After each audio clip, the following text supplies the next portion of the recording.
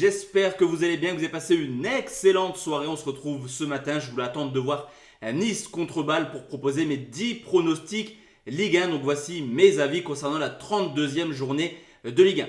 Si toi aussi tu veux encore plus d'avis dans les paris sportifs et tu peux le voir, le match Lyon-Marseille sera en exclusivité sur Telegram. J'ai un canal public totalement gratuit qui est disponible dans la description mais également en commentaire épinglé. Dessus tu retrouveras des matchs du 1er janvier au 31 décembre. Et hier, on fait une grosse performance car on valide le pronostic public avec un plus de Saint-Gilloise et Leverkusen, mais également un carnage sur l'espace membre de Parieur Foot, mon site internet. Donc, je te laisse nous rejoindre.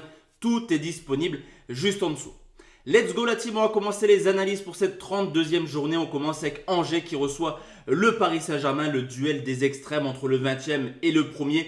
Logiquement, Angers descendra. Logiquement, Paris sera champion de France. Malgré une saison extrêmement catastrophique, voire assez humiliante, Angers a la particularité d'avoir toujours marqué dans des chocs à domicile. Contre Rennes, Lyon, Lille ou Lens. On le sait également, les Parisiens ne sont pas forcément très solides défensivement depuis maintenant quelques semaines. Mais offensivement, le talent est présent. Les Parisiens devraient s'imposer. Mais je vais partir sur un plus de 2,5 buts côté 1,40.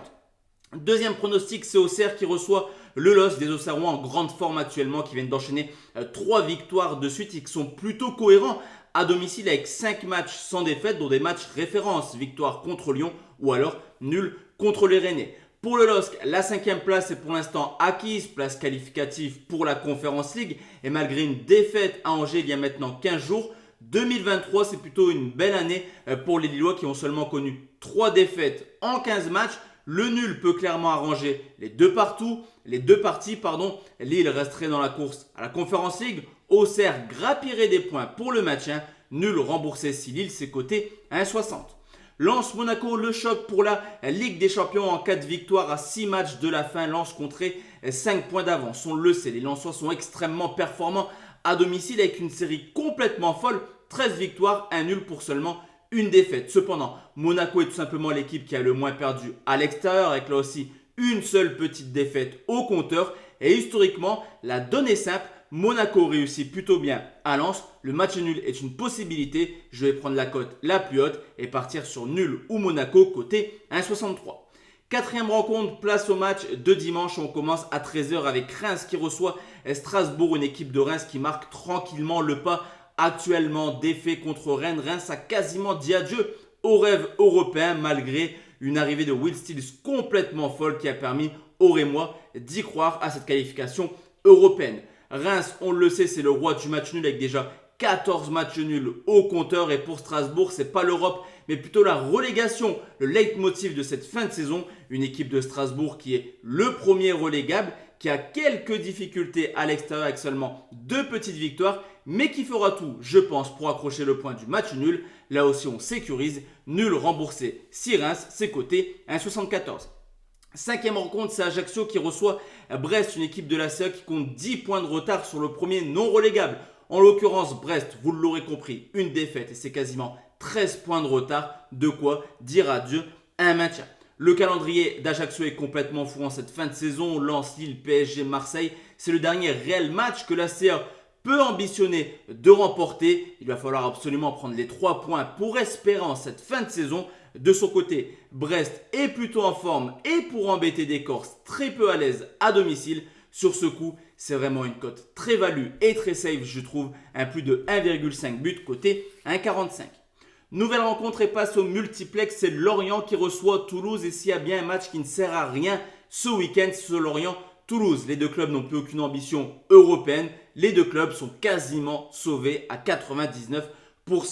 Lorient, je vous l'ai dit, a dit adieu au titre malgré un début de saison extrêmement cohérent. Mais il y a quelques blessés actuellement. On a pu voir également le départ de Ouattara. Il y a eu également Mofi. Et cette fois-ci, c'est le fait, mais également Fèvre et Kaloulou qui seront absents pour ce choc contre Toulouse. Pour Toulouse, dans la tête, c'est clairement la Coupe de France contre Nantes. Tout porte à croire que les Toulousains qui ont également quelques blessés voudront essayer de faire tourner un petit peu. Le match, à mon sens, devrait être soporifique et je vais partir sur un moins de 2,5 buts côté 1,97.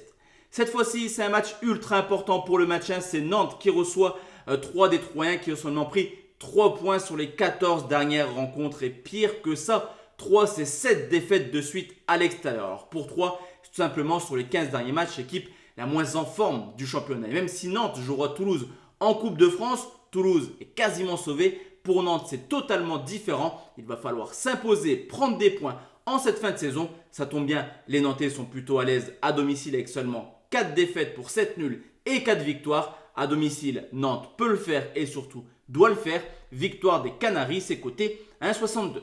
Nouvelle rencontre et c'est Nice qui reçoit Clermont. Je vous l'avais dit, j'attendais un petit peu le match contre Bâle pour tourner cette vidéo et je suis assez déçu de voir que les Niçois sont fait éliminer aux portes des demi-finales de Conference League. Il y avait un choc plutôt intéressant à jouer contre la Fiorentina, mais les Niçois confirment clairement hier leur mauvais état de forme. Depuis l'arrivée de Didier Dicard, c'était plutôt cohérent pour Nice, mais actuellement c'est un peu moins bien. Une équipe qui reste sur 6 matchs de suite sans victoire en championnat, élimination en Conference League. Voilà, la fin de saison de Nice qui devait être extrêmement excitante sera tout au plus plutôt sympa à jouer. On le sait également, Nice est loin d'être imbattable à domicile, au contraire de Clermont qui a la particularité de marquer plus de points à l'extérieur qu'à domicile.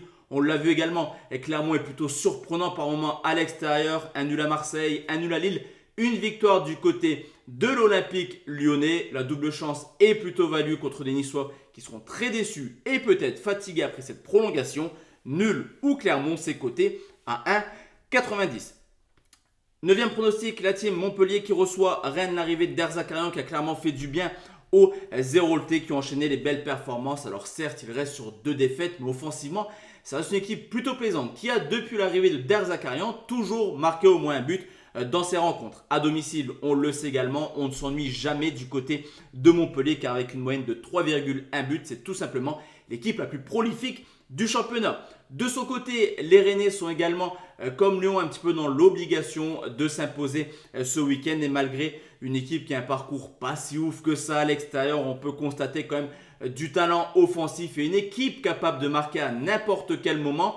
Rennes a fait un bon pas le week-end dernier en écartant les Rémois. Sur ce coup, je pense que Rennes peut embêter Montpellier. Mais Montpellier à domicile, c'est costaud. Le match nul, un but partout, perso, c'est possible. Mais en tout cas, je vais partir sur les 2 équipes marques. Mon pronostic YouTube côté à 1,64. Enfin, comme je te l'ai dit en début de vidéo, Lyon-Marseille, c'est en exclusivité sur Telegram, un canal 100% gratuit dédié aux paris sportifs. Tu retrouveras mon lien dans la description, mais également en commentaire épinglé. Donc si tu veux l'analyse détaillée de Lyon-Marseille, elle sera disponible dimanche dans l'après-midi sur mon canal. Je t'invite à me rejoindre.